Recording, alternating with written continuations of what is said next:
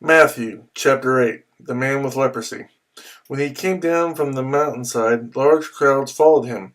A man with leprosy came and knelt before him and said, "Lord, if you are willing, you can make me clean."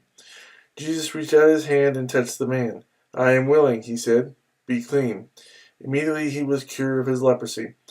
Then Jesus said to him, "See that you don't tell anyone, but go, show yourself to the priest, and offer the gift Moses commanded as a testimony to them." The faith of the centurion. When Jesus had entered Capernaum, a centurion came to him, asking for help. "Lord," he said, "my servant lies at home paralyzed and in terrible suffering." Jesus said to him, "I will go and heal him." The centurion replied, "Lord, I do not deserve to have you come under my roof, but just say the word and my servant will be healed. For I myself am a man under authority, with soldiers under me. I tell this one, 'Go,' and he goes, and that one, 'Come,' and he comes. I say to my servant, 'Do this,' and he does it." When Jesus heard this, he was astonished, and said to those following him, "I tell you the truth, I have not found anyone in Israel with such great faith. I say to you that many will come from the east and the west, and will take their places at the feast with Abraham, Isaac, and Jacob in the kingdom of heaven. But the subjects of the kingdom will be thrown outside into the darkness, where there will be weeping and gnashing of teeth." Then Jesus said to the centurion, "Go, it will be done just as you believed it would." And his servant was healed at that very hour. Jesus heals many. When Jesus came into Peter's house, he saw Peter's mother-in-law lying in a bed with a fever. He touched her hand, and the fever left her, and she got up and began to wait on him.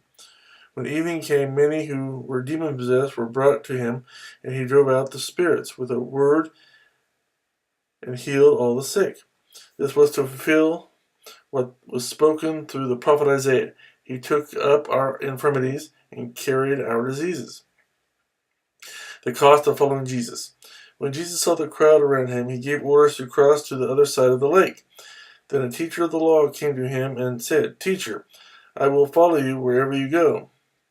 Jesus replied, "Foxes have holes, and birds of the air have nests, but the Son of Man has no place to lay his head."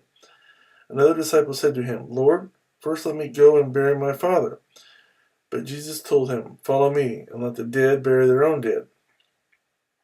Jesus calms the storm.